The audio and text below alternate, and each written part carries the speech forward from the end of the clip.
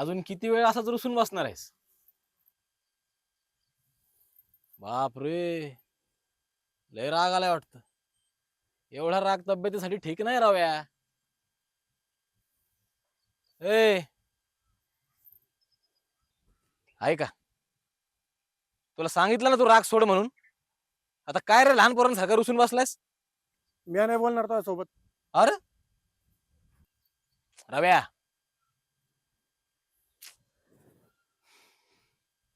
बरं ठीक आहे.